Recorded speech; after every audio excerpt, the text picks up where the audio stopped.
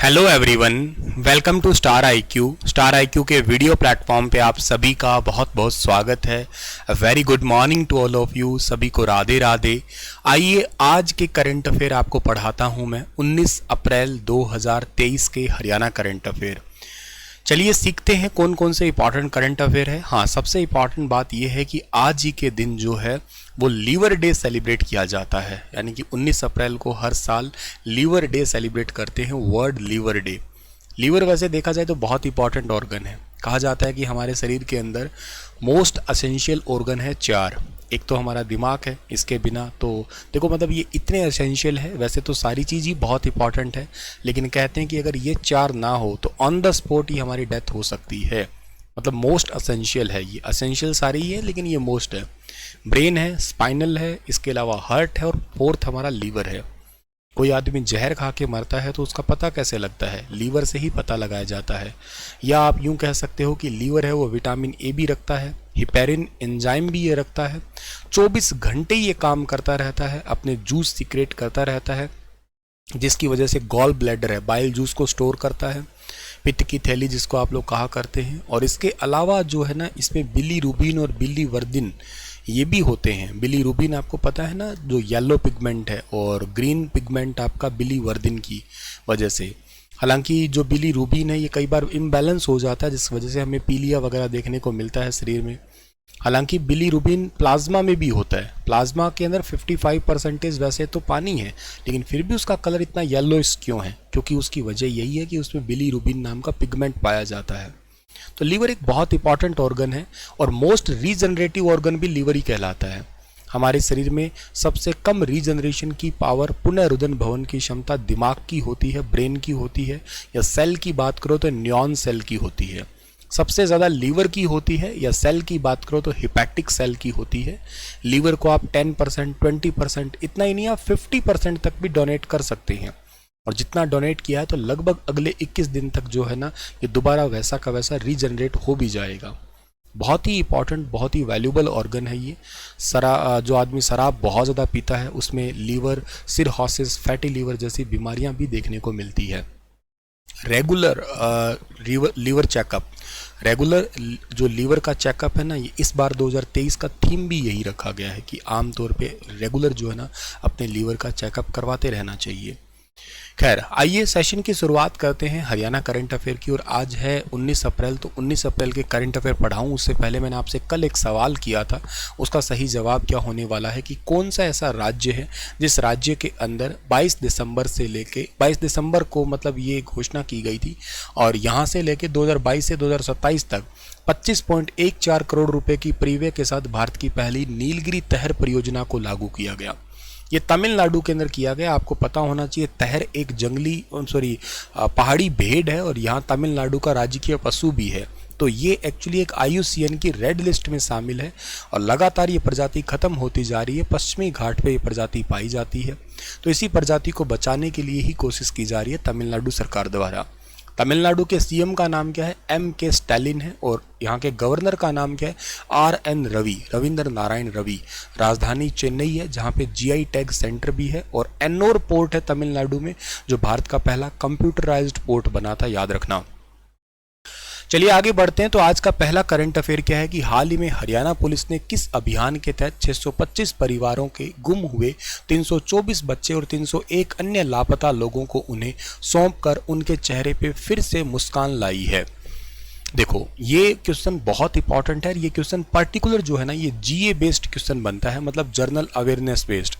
ऐसा समझिएगा, इसको करंट अफेयर बेस्ड क्वेश्चन माना करते हो आप लोग। जैसा कि देखो, हाल ही के अंदर न्यूज़ में ऐसा है कि पुलिस डिपार्टमेंट ने 625 परिवारों के 324 बच्चे और लगभग 300 के आसपास लोगों को उनके घर तक पहुंचाया।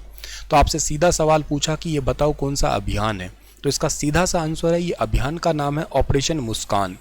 एक सवाल तो ये है आपका कि ये कौन सा अभियान है, तो आपका जवाब सीधा रहेगा कि ये है ऑपरेशन मुस्कान है। ऑपरेशन मुस्कान। दूसरा सवाल जो है ना आपका पूछा जा सकता है कि ये कौन कौन से मंत्रालय के तहत काम करता है, ठीक है ना, मतलब ये कौन कौन से डिपार्टमेंट में आता है। तो इसका डिपार्टमेंट जो है ना, मंत्रालय जो है वो है, 2 डिपार्टमेंट काम करते हैं, मतलब संयुक्त रूप से काम करने वाले 2 डिपार्टमेंट है। एक तो है हरियाणा की पुलिस ही, हरियाणा पुलिस जो है ना ये इसके साथ में है। और दूसरा डिपार्टमेंट आप याद रखिएगा, हरियाणा पुलिस के साथ साथ आपको याद रखना है डियर, कौन सा, ये है महिला एवं बाल विकास मंत्रालय, ठीक है ना, महिला एवं बाल विकास मंत्रालय, बाल विकास मंत्रालय, महिला एवं बाल विकास मंत्रालय, ये याद रखिएगा आप लोग। Women and child development. Haryana police के अंदर महानिदेशक कौन है, हरियाणा पुलिस के अंदर महानिदेशक कौन है, यानी कि डायरेक्टर जनरल कौन है, तो इनका नाम है प्रशांत कुमार अग्रवाल, PK अग्रवाल, ठीक है। और महिला एवं बाल विकास मंत्री कौन है, women and child development ministry को कौन संभालती है, तो भारत में तो संभालती है जिनका नाम है स्मृति ईरानी, ठीक है ना, स्मृति ईरानी।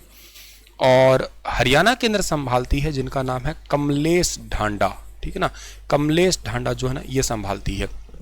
अच्छा, एक बात और याद रखिएगा, स्मृति ईरानी संभालती है, तो महिला आयोग की जो है ना वो चेयरपर्सन कौन है, महिला आयोग। तो महिला आयोग की चेयरपर्सन है, आप लोग याद रखिएगा, इनका नाम है रेणु भाटिया। रेणु भाटिया एक्चुअली हरियाणा की है, चलो लिख देता हूँ मैं, रेणु भाटिया, रेणु भाटिया। और भारत की चेयरपर्सन कौन है, उनका नाम है रेखा शर्मा, ठीक है ना, रेखा शर्मा, ठीक है। ये बातें आप लोगों को पता होनी चाहिए, सारी की सारी एग्जाम पर्सपेक्टिव सारी ही इंपॉर्टेंट है। अच्छा, एक सवाल तो ये बन गया, दूसरा सवाल ये बन गया मान लो, तीसरा सवाल क्या बन सकता है, तीसरा सवाल ये बनेगा कि ऑपरेशन मुस्कान स्टार्ट कब किया गया था, और ये ऑपरेशन मुस्कान शुरू किया गया था, ठीक है ना, शुरू किया गया था कब, ये किया गया था जुलाई 2015 में, जुलाई 2015 में। और ये सेम क्वेश्चन आप PYQ पढ़ने की अगर आदत रखते हैं ना, तो एग्जैक्ट तारीख बताता हूँ मैं आपको, 26 सितंबर 2021 को हरियाणा के अंदर SI का पेपर हुआ था, मेल SI का, उसमें सेम सवाल पूछा गया था, एग्जिटीज सवाल पूछा गया था। अपने क्वेश्चन जो है सारे के सारे एग्जाम ओरिएंटेड ही हैं, तो आप बड़े निश्चित होकर पढ़ा करें, ये मेरा बड़ा हम्बल सा रिक्वेस्ट है कि बहुत मेहनत लगती है इतना सभी कंटेंट तैयार करने में, ये PPT बनाने में वाकई मेहनत लगती है। बदले में आप चलो शेयर करें ना करें वो आपकी इच्छा की बात है भैया, देखो शेयर कोई करे ना करे ज़रूरी नहीं है किसी को कहना, सब्सक्राइब करे ना करे वो एक अलग बात है, बस आप इतना ही काम कर सकते हैं मेरे लिए, वो है एक लाइक कर दीजिए करें और कुछ ना किया करें, आपकी सलाह की बात है, वो आप अपनी मर्जी से, आपको अच्छा लगता है, आपको लगता है कि वैल्यूएबल कंटेंट है, लोगों तक जाएगा तो अच्छा ही मैसेज जा सकता है, तो आप कर सकते हैं, लेकिन धक्का नहीं है, धक्का एक चीज़ का कर रहा हूँ वो लाइक का है, तो उससे मेरा कॉन्फिडेंस बढ़ता है, मुझे लगता है कि हाँ ठीक है आपने कंटेंट को पसंद किया, आप देखते हो उतने लाइक नहीं करते हैं, ये आप यूँ समझो गुरु दक्षिणा है, अगर आप गुरु दक्षिणा बिना दिए पढ़ रहे हो तो इसका कोई मोल नहीं है, ये आपको फिर कहीं काम भी नहीं आएगी, किसी का हक नहीं रखना चाहिए, इतना याद रखना।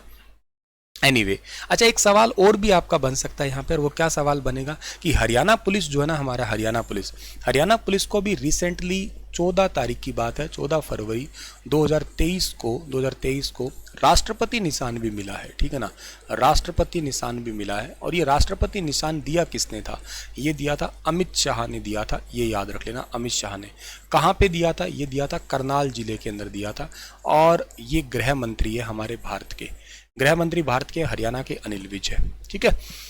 तो ऑपरेशन मुस्कान का सीधा सा मतलब क्या है कि जो गुम हुए बच्चे हैं, लापता बच्चे हैं राज्य के, उनको ढूंढने का सीधा सीधा उद्देश्य है। अच्छा, एक आसपास के लोगों को कहा भी जाता है कि कोई बाल मजदूरी करता मिल जाए तो उसको बता देना हमें, क्योंकि अक्सर क्या करते हैं कि लोग बच्चों को किडनैप कर ले जाते हैं, बाल मजदूरी करवाते हैं, किसी फैक्ट्री में 7 साल का बच्चा लगा है, 6 साल का लगा है, या 6 साल का चलो खैर ज़्यादा छोटा हो गया, पर मान लेते हैं कोई भी किसी तरीके से शोषण हो रहा है बच्चे का, तो उनको बचाने के लिए ही ये अभियान स्टार्ट किया गया था। तो ये याद रख लेना आप लोग, ऑपरेशन मुस्कान जुलाई 2015 में स्टार्ट किया गया था। भीख मंगवाते हैं छोटे छोटे बच्चों से, ठीक है। हरियाणा सरकार ने किस IPS अधिकारी की सेवाएं नेशनल इन्वेस्टिगेटिंग एजेंसी में उप महानिरीक्षक के रूप में नियुक्त होने पर केंद्र सरकार को सौंप दी है, तो इनका नाम डियर है श्री कुलदीप सिंह जी, यानी कि ऑप्शन नंबर C इस सवाल का ठीक है, जो आपको फोटो में दिखाई दे रहे हैं यही है श्री कुलदीप सिंह जी। एक्चुअली ये है कि 1993 बैच के IPS है कुलदीप सिंह, और अब ये दिल्ली में अपनी सेवाएं देने वाले हैं। हरियाणा गवर्नमेंट ने तुरंत प्रभाव से इनकी सेवाएं हैं वो शिफ्ट कर दी है, और इनको नेशनल इन्वेस्टिगेटिंग जो एजेंसी है ना, इनके अंदर उप महानिरीक्षक पद के रूप में ये अपॉइंट हुए हैं अभी हाल ही में, ठीक है ना। उप महानिरीक्षक पद पे जो है ना ये अपॉइंट हुए हैं, यानी कि डेप्यूटी इंस्पेक्टर जनरल जो है ना ये अपॉइंट हुए हैं नेशनल इन्वेस्टिगेशन एजेंसी के अंदर, ठीक है। और सर इनका टेन्योर कितना रहने वाला है, तो जब जिस दिन से ये अपॉइंट हुए हैं उस दिन से ये अगले वाले 5 सालों तक या तो रहेंगे, या बीच में कोई अगर और आदेश आ जाता है तो इनको चेंज कर दिया जाएगा, ठीक है। इसके अलावा हरियाणा के कुछ अफसर हैं जो अभी 2020 के ही अधिकारी हैं, इनकी सेवाएं परमानेंट कर दी गई है। मतलब इतने दिनों तक ये ट्रेनिंग मोड पे थे, लेकिन इनकी सेवाएं अब परमानेंट कर दी गई है। इनका ट्रेनिंग प्रोविजनल पीरियड है वो ख़त्म हो गया है। इनमें से कौन कौन है, जैसे कि दीपक बाबूलाल है, हर्षित कुमार है, जय सरदा सिंह है, पंकज और प्रदीप कुमार शामिल हैं। हरियाणा रोडवेज में फिर से ओवर टाइम स्टार्ट कर दिया गया है और इसमें मासिक वेतन से कितने % अधिक नहीं होगा। आपको याद है हरियाणा रोडवेज के अंदर ओवर टाइम दिया जाता था पहले, लेकिन वो बंद कर रखा था थोड़े समय से। ये ओवर टाइम क्या होता है सर? देखो, मान लेते हैं कि किसी आपकी वर्कर की ड्यूटी टाइम जो है ना वो 8 आवर्स है, 8 घंटे है। अब 8 घंटे के बाद में किया गया काम जो भी होगा ना, उसी काम को आप लोग जानने वाले हो किस नाम से? ओवर टाइम के नाम से जानने वाले हो। यही ओवर टाइम है। इसी ओवर टाइम के फिर पैसे दिए जाएंगे।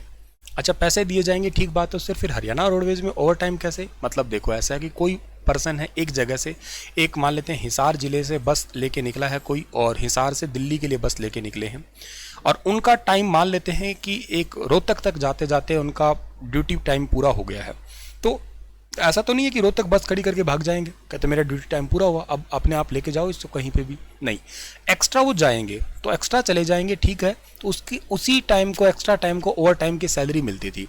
तो सर अब फिर ख़त्म कर दिया तो कैसे होता था ये? तो एक्चुअली जो एक्स्ट्रा टाइम था ना, इसकी अब छुट्टी दी जाने लग गई थी, ठीक है ना, कि भाई ठीक है, इतने घंटे तुमने एक्स्ट्रा काम कर दिया, ये इकट्ठी छुट्टी बन गई, 2 दिन की, 3 दिन की, जो भी है, तो तुम इसकी छुट्टी लीजिएगा। पैसे नहीं देते थे, सैलरी आपको जो मिल रही है वो मिलती रहेगी, आपको ओवर टाइम नहीं मिलेगा, अब आपको छुट्टी मिल सकती है, ठीक है। अच्छा, बहुत ज़्यादा ऐसे तो छुट्टियां इकट्ठी होगी, क्योंकि बसें आपको पता लंबे लंबे रूट पे जाती रहती है। तो इससे क्या है कि कुछ नई बसें शामिल होगी तो दिक्कतें आने लगी।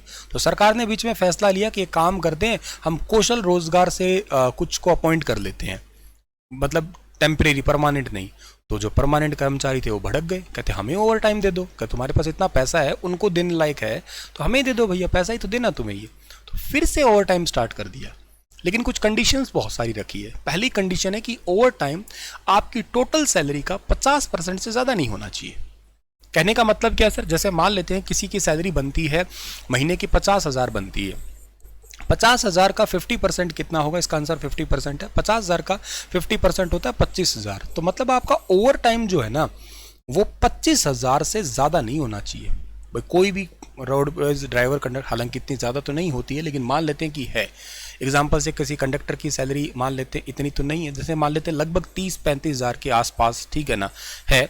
हो सकता है मैं गलत भी हूँ, मेरे नॉन में हैं लगे हुए, उनकी सैलरी जहाँ तक मुझे पता है ऑलमोस्ट 30,000 के आसपास है। तो इनकी सैलरी 30,000 है, और अभी इनकी जो ओवर टाइम होगा ना वो 15,000 से ऊपर का नहीं होगा। हम तो खैर एग्जाम्पल ले रहे हैं, हमें कोई वो नहीं है कि कितनी सैलरी कितनी नहीं है। मुद्दा ये है कि सैलरी का, टोटल सैलरी का 50% से ज़्यादा नहीं होना चाहिए ओवर टाइम। ये एक कंडीशन है, ठीक है, ध्यान रखिएगा। और भी कंडीशंस है यहाँ पे। ये हमारे हरियाणा के परिवहन मंत्री है, जिनका नाम है मूलचंद शर्मा, ठीक है ना, इनका नाम है मूलचंद शर्मा, ठीक है ना। अच्छा, मूलचंद शर्मा कहाँ से जीते हुए? ये जीते हुए हैं बलरामगढ़ से, ठीक है ना, बलरामगढ़, या पहले बल्लभगढ़ होता था, यहाँ से जीते हुए। ये हरियाणा के अंदर जो है ना परिवहन को तो देखते ही देखते हैं, इसके अलावा ये हरियाणा के अंदर इलेक्शन डिपार्टमेंट जो है ना, इलेक्शन डिपार्टमेंट को भी देखते हैं। इसके अलावा हरियाणा के अंदर ये देखते हैं खनन डिपार्टमेंट को भी देखते हैं, यानी कि माइनिंग डिपार्टमेंट को भी। इसके अलावा ये हरियाणा के अंदर जो है ना और डिपार्टमेंट, इनके पास अभी हाल ही में हायर एजुकेशन डिपार्टमेंट भी इनको दिया गया है, ठीक है ना, हायर एजुकेशन डिपार्टमेंट भी इनको दिया गया है, ठीक है ना, हायर एजुकेशन डिपार्टमेंट भी इनको दिया गया है, ठीक है। तो परिवहन हो गया, एक इलेक्शन हो गया, खनन हो गया, और हायर एजुकेशन है। चुनाव वाला विभाग जो है ना इन्हीं के पास ही है, ये याद रख लेना। इन्होंने थोड़े समय पहले जो आपकी अवैध खनन होती थी, ठीक है ना, अवैध खनन, इस अवैध खनन को रोकने के लिए ई रवाना योजना भी स्टार्ट की थी। ई रवाना योजना, ठीक है ना, ई रवाना योजना स्टार्ट की थी, याद रखना आप लोग। तो इन्होंने ही अभी कुछ कहा है ऐसा कि देखो केवल लंबे समय या अंतर्राज्यीय मार्ग पर ही ये दिया जाएगा ओवर टाइम। ऐसा भी नहीं है कि जो गांव-गांव में बस चलाते हैं उनको ओवर टाइम दिया जाएगा, लोकल चल रही है राज्य में नहीं। अंतर्राज्यीय या लंबा रूट भी हो, चलो राज्य में चल रही है, रूट लंबा होना चाहिए। कितना? कम से कम पर डे 350 किलोमीटर होना चाहिए। 350 किलोमीटर कम से कम है तो ही जाके उनको ये ओवर टाइम वाली कंडीशन उन पर लागू होगी। हर सप्ताह जो ओवर टाइम है उसको ऑडिट किया जाएगा। ओवर टाइम के लिए एक कमेटी बनाई जाएगी जो ऑडिट करेगी, देखेगी कितना कितना ओवर टाइम है। अच्छा सर, मान लो कोई डिपो का जीएम है, वो इस रूल को अप्लाई ना करे, हो सकता है ज़्यादा कम कुछ घपला कर दे, तो सरकार क्या करेगी? उस जीएम की सैलरी से पैसा काट लेगी। ये कहते कोई बात नहीं बेटा, कर लो जितना करना है घपला, अब सैलरी से पैसा कटेगा, ठीक है ना। अच्छा, स्टार्टिंग में 30 दिनों के अंदर 60 घंटे से ज़्यादा टाइम ये ओवर जो टाइम है नहीं होना चाहिए। मतलब एक महीने में कंडीशन ये भी है 60 घंटे से ज़्यादा ओवर टाइम नहीं होना चाहिए। हरियाणा में कौशल रोजगार वाली बात तो खैर अब तो ख़त्म ही हो गई है, ठीक है ना। और इसके अलावा ये बात तो मैंने आपको सारी समझा ही दी है। और क्या है, हरियाणा में 2200 नई बस शामिल हो गई है, तो 1190 कंडक्टरों की भी भर्ती की जाएगी हरियाणा के अंदर, ठीक है। 9 घंटे का आराम दिया जाएगा लगातार। किसी भी ड्राइवर कंडक्टर को 10 दिन से ज़्यादा ड्यूटी नहीं दी जाएगी। 10 दिन के बाद, मतलब मैक्स टू मैक्स 10 दिन है, पहले ही छुट्टी दी जाएगी। लगातार 9 घंटे का जो है ना उनको आराम मिलेगा, क्योंकि ये आराम नहीं करेंगे तो बाकी का चैप्टर खत्म हो जाएगा। ड्राइवर को नींद आ गई, झपकी आ गई, तो फिर समझ ही सकते हो आप लोग क्या होने वाला है, ठीक है। ओवर टाइम के लिए कुछ शर्तें हैं, ये तो हो ही गई है। और 2016 के अंदर जो आउटसोर्सिंग पॉलिसी पार्ट 2 के तहत लगे थे, उनके लिए ये ओवर टाइम की कंडीशन है वो लागू नहीं होने वाली है, ठीक है। हाल ही में हरियाणा के किस यूनिवर्सिटी में मिडलबरी इंस्टीट्यूट ऑफ इंटरनेशनल स्टडीज़ के साथ समझौता किया? मतलब हरियाणा की कौन सी यूनिवर्सिटी है जिसने एक अमेरिका की कैलिफोर्निया की यूनिवर्सिटी है, जिस यूनिवर्सिटी का नाम है मिडलबरी इंस्टीट्यूट ऑफ इंटरनेशनल स्टडीज़, इसके साथ समझौता किया है हरियाणा की कुरुक्षेत्र यूनिवर्सिटी ने। यानी कि ऑप्शन नंबर इस सवाल का बी जो है इस सवाल का वो बिल्कुल ठीक रहेगा। कुरुक्षेत्र यूनिवर्सिटी के वीसी का नाम है professor SN. Sachdeva. SN. Sachdeva भी हाल ही के दिनों में चर्चा में थे। हरियाणा की नहीं बल्कि दुनिया की एकमात्र आयुष यूनिवर्सिटी जो खुल रही है यहाँ पे, आपको याद होगा, उस यूनिवर्सिटी के अंदर उसके वीसी पहले ये बने हैं। बहुत इंपॉर्टेंट, उसका बजट भी बढ़ा के 100 से 200 करोड़ कर दिया है। 500 एकड़ में वो बनने वाली है, पता होगा आप लोगों को, ठीक है ना। अच्छा, अभी ये यूनिवर्सिटी में समझौता तो हुआ है, पर समझौते का अंदर होगा क्या? जो भी ग्रेजुएट स्टूडेंट है उनका बेसिकली आर्ट एंड कल्चर है या एजुकेशनल जो मटेरियल है वो सारे जो है ना इसके तहत इस पे रिसर्च कर पाएंगे। मतलब एनवायरमेंटल स्टडी पे रिसर्च कर पाएंगे, एजुकेशनल जो न्यूज़पेपर है, रिसर्च पेपर है, इनके ऊपर रिसर्च करेंगे ये। इसके अलावा जो है ना पॉलिटिकल साइंस है या जो कल्चरल एक्टिविटी है या अंतर्राष्ट्रीय जो कूटनीति है, विदेशी भाषा है, साइंस है और नेचुरल रिसोर्सेस है, इन सभी पे रिसर्च करेंगे दोनों यूनिवर्सिटी के स्टूडेंट्स मिल के। ये काम है मेल, ताकि दुनिया भर के जो है अंदर है वो बेसिकली मानव संसाधन या जो स्किल डेवलपमेंट है ये सब कुछ जो है ना बढ़ पाए, ठीक है। एशियाई कुश्ती चैंपियनशिप 2023 में अमन सहरावत ने हाल ही में कौन सा पदक जीता है? सुपर इंपॉर्टेंट क्वेश्चन है, ये वाला ध्यान रखिएगा। तो इस सवाल का ठीक आंसर क्या रहेगा? Gold medal. ये थंबनेल का क्वेश्चन था। एक्चुअली जो थंबनेल का क्वेश्चन होता है कोशिश होती है कि ज़्यादा ही इंपॉर्टेंट हो वो। तो एक दिन एक कोशिश करूंगा मैं कि आपके पेपर के लिए मेरे थंबनेल के क्वेश्चनों को इकट्ठा करके आप लोगों को पढ़ा दूं मैं फटाफट, ताकि थोड़ा सा और आनंद आए आपको, मेन सवालों की रिविजन भी हो जाए, है ना। आइडिया अच्छा है ना। तो चलो जी, एशियाई कुश्ती चैंपियनशिप 2023 अमन सहरावत ने अस्ताना कजाकिस्तान की राजधानी अस्ताना है, कुछ समय के लिए नूर सुल्तान हो गई थी, बाद में बदल के अस्ताना कर दी गई। यहाँ पे जो चैंपियनशिप हुई है उसमें पहला गोल्ड मेडल जीता है, एक ही गोल्ड मेडल जीता। 9 अप्रैल से 14 अप्रैल 2023 तक ये प्रतियोगिता हुई थी। 57 किलोग्राम भार वर्ग में अमन सहरावत ने गोल्ड मेडल जीता। भारत के पास टोटल 14 पदक आए, 1 स्वर्ण आया, 3 सिल्वर आए, 10 कांस्य आए। इसमें टोटल पदक तालिका में हम भारत रहा 7वें नंबर पे। कजाकिस्तान इसमें टॉप पे रहा है, उसके बाद जापान है 2 पे, 3 नंबर पे इसमें ईरान रहा है। अच्छा, अमन सहरावत ने हराया किसको है? किर्गिस्तान के अल्माज समान बेकोव को हराया है 9-4 से, जो ऑलरेडी कांस्य पदक जीतने वाले थे। 2022 में कांस्य पदक जीतने वाले किर्गिस्तान के अल्माज समान बेकोव को हराया है इन्होंने। अगर आप पूरी लिस्ट देखते हैं तो अमन सहरावत जो 57 किलोग्राम भार वर्ग के हैं गोल्ड जीत लिया। पुरुषों की फ्री स्टाइल में दीपक मिर्का ने 79 और अनिरुद्ध गुलिया ने 125 किलोग्राम भार वर्ग में कांस्य जीता। पुरुषों की ग्रीको रोमन में ये खिलाड़ी हैं जैसे कि रुपिन गहलावत है 55 किलोग्राम, नीरज चिकारा 63 किलोग्राम, विकास दलाल 82, सुनील कुमार 87। इन्होंने सिल्वर और इन्होंने कांस्य जीत लिया है, ठीक है ना। रुपिन ने सिल्वर जीता था। अच्छा, एक पुरुषों में और है अमित पंगाल जी ने, इन्होंने भी, और निशा दहिया, इन्होंने सिल्वर जीता है। अमित पंगाल हरियाणा के रोहतक के ही है, मयाना के हैं। महिलाओं में अंशु मलिक अपने हरियाणा की है, ठीक है ना, जींद के निडानी की है और 57 किलोग्राम भार वर्ग में कांस्य। सोनम मलिक भी हरियाणा की ही है, याद रखिएगा, 62 किलोग्राम वेट में। और मनीषा भनवाला 65 किलोग्राम, रितिका हुड्डा 72 और प्रिया मलिक 76, इन्होंने भी कांस्य पदक जीता। काफी प्यारा सवाल। ये तो चलो ठीक है सर, पर ये बताओ ये अमन सहरावत है कौन, जिसके लिए आप हरियाणा करंट अफेयर में इन्हें पढ़ा रहे हैं, ठीक है। अमन सहरावत जी का जन्म जो ना हरियाणा के झज्जर के भरोड गांव में हुआ था। दुखद घटना तो ये थी, इनकी 12 साल की उम्र में ही अनाथ हो गए थे ये, माँ पापा दोनों ही चले गए और दिल्ली के छत्रसाल स्टेडियम के अंदर ट्रेनिंग लेने लगे। यूथ लेवल पर कई सारे मेडल भी इन्होंने जीते हैं। एक्चुअली बता देता हूं कि इन्होंने अब तक कौन से मेडल जीते हैं। 2018 में वर्ल्ड कैडेट चैंपियनशिप में कांस्य पदक जीता इन्होंने। इसके अलावा इन्होंने जो है ना 2021 में अमन सहरावत ने नेशनल चैंपियनशिप इन्होंने जीती। 2022 में इन्होंने अंडर 23 एशियाई चैंपियनशिप और वर्ल्ड खिताब भी जीता। 2023 की शुरुआत में अमन ने रैंकिंग सीरीज में पहला सीनियर मेडल पे ब्रॉन्ज जीता, लेकिन अब जो है ना इनके पास में मेडल है, गोल्ड मेडल है। अच्छा, अनाथ हुए बच्चों से एक योजना भी है, आपको अगर याद हो तो वो मई 2021 की योजना है, ठीक है ना, 29 मई है, ठीक है ना, 29 मई 2021 है। एक बार इस डेट को फिर भी चेक कर लेना आप लोग, 29 मई है, एक जून है, या 21 जून 2021 है।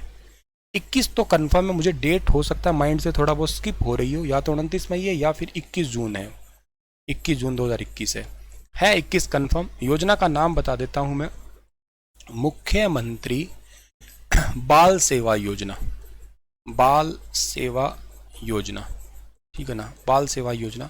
चलिए आप मुझे इसकी कंफर्म डेट बताइएगा, ये होमवर्क नहीं है, ये वेरिफिकेशन वाला क्वेश्चन है, ठीक है ना। मेरे माइंड में 2 डेट एक साथ आ गई है, तो पता नहीं कौन सी सही है, या हो सकता है इनके अलावा कोई तीसरी डेट भी हो सकती है। अब एक बार जब कोई तारीख आ जाती है, स्ट्राइक कर जाती है, फिर दूसरी ठीक होना भी दिक्कत कर जाती है, तो मैं ज़्यादा रिस्क नहीं लूँगा, क्योंकि आपकी लाइफ का सवाल है, ऐसे सवालों पे मैं कभी रिस्क नहीं लेता। हाँ, 2021 हूँ मैं श्योर। तारीख और डेट देख लेते हैं, ज़्यादा ज़रूरी तो खैर साल ही रहता है, पर फिर भी ज़रूरी है ये भी चीज़ें देख लेते हैं हम लोग अभी। तो मुख्यमंत्री बाल सेवा योजना है, इसमें क्या कि कोविड के दौरान जो बच्चे अनाथ हुए हैं, ठीक है ना, कोविड के दौरान जो बच्चे अनाथ हुए हैं ना, उनको 2500 रुपये पर मंथ दिए जाएंगे, ठीक है। और बेसिकली हरियाणा में 93 परिवार है, उनको ऐसे टैग किया गया है इस योजना के तहत, ठीक है। चलिए सर, तो ये सारी बातें थी आज के करंट अफेयर्स की। कैसा लगा सेशन बता सकते हैं, आप लोग फीडबैक दे सकते हैं। कल एक सवाल आपसे पूछा था मैंने, और इस सवाल का जवाब आज आप मुझे दे देना। जितना डिटेल से मैंने पढ़ाया उतना डिटेल से आप भी पढ़ा सकते हैं मुझे। किस जेल में हाल ही में महिला कैदी रेडियो जॉकी बनी है? करनाल, कैथल, जींद और पानीपत में, बता सकते हैं मुझे आप। थोड़ा सा रिवीजन के तौर पे आपको एक आधा सवाल मैं बता सकता हूँ यहाँ पे, क्या कि जैसे कि आपको मैं कह सकता हूँ कि जींद जिला जो है ना, ये हरियाणा का हृदय कहलाता है, यानी कि हार्ट ऑफ हरियाणा कहलाता है, और इसको हरियाणा का मिल्क का पावर हाउस कहते हैं, मिल्क का पावर हाउस के नाम से इसको जाना करते हैं। अच्छा, इसके अलावा कैथल को कपिस्थल के नाम से जाना करते हो आप लोग, कपिस्थल। और बाबा लदाना का मेला है यहीं पे लगता है, ठीक है ना, बाबा लदाना का मेला इसी जगह पे लगता है। करनाल की बात की जाए तो करनाल के अंदर ना एक योजना स्टार्ट हुई थी आपकी, कब स्टार्ट हुई थी? 24 मई 2021 को स्टार्ट हुई थी, ठीक है ना, 24 मई 2021 को। शायद बाल सेवा वाली योजना जून के अंदर ही मिलेगी ऑलमोस्ट। खैर 24 मई 2021 को योजना स्टार्ट हुई थी, और ये योजना का नाम क्या था? संजीवनी योजना, ठीक है ना, संजीवनी योजना। इसमें कोविड के दौरान जो कोविड पेशेंट था उनको लगभग 5000 की किट है वो घर में पहुंचाई जा रही थी संजीवनी योजना के तहत। और करनाल के अंदर ही पिछले साल 23 फरवरी की बात है, 23 फरवरी 2022 को एक योजना स्टार्ट की गई थी, PADMA, पद्मा योजना, programme to accelerate development of MSME industry, ताकि छोटे उद्योगों को एक्सेलरेट किया जा सके, छोटे मझले उद्योगों को आगे लेके जाया जा सके, ठीक है ना। करनाल के अंदर पहले छावनी होती थी हमारी 1841 तक, ठीक है ना, बाद में मलेरिया फैलने के चलते हुए 1843 में से अंबाला शिफ्ट कर दिया गया, ठीक है। तो ये भी याद रखना। पानीपत अपने 3 युद्धों के लिए फेमस है। पहला 1526 में हुआ है पानीपत का युद्ध, जिसके अंदर बाबर जीता और इब्राहिम लोदी हारा। उसका मकबरा भी यहीं पे, और उसकी जीतने की खुशी में पत्नी के नाम पे काबुली बाग मस्जिद भी बनाई यहाँ पे। हरियाणा की सबसे पुरानी मस्जिद कहलाती है वो। इसके अलावा पानीपत का दूसरा युद्ध 1526, हेमू अकबर जीता, हेमू हारा। 1556 के बाद 1761 पानीपत, मराठा अहमद शाह अब्दाली जीते, मराठा हार गए थे। काला अम्ब नाम की जगह भी है। तो चलिए आज के इस सेशन को हम लोग यहीं पे ही रोकते हैं। आपको ये सेशन लगा कैसा है, आप फीडबैक दे सकते हैं। लाइक करने वाली बात को मत भूलिएगा, जरूर कर देना, ठीक है ना। थैंक यू सो मच, और सभी को राधे राधे प्यारे बच्चों। Thank you so much.